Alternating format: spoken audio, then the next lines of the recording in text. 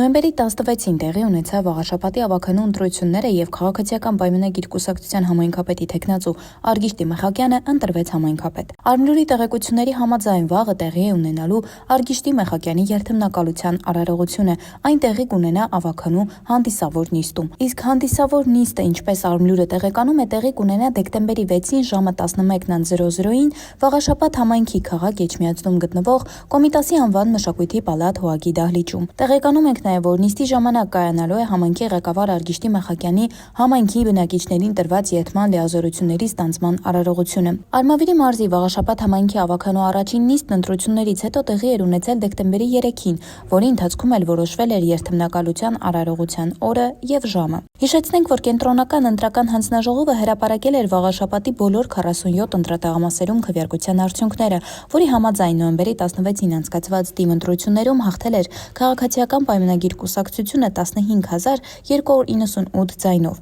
Հաղթանակ կուսակցությունների դաշինքը ստացել էր 10,051 ձայն, Համահայկական ճակատը 295, Հանրապետությունը 1241, Մայր Հայաստանը 1692, Ազատ դեմոկրատները 1177, Ժառանգությունը 440, Հայրենիք կուսակցությունը 1193 ձայն։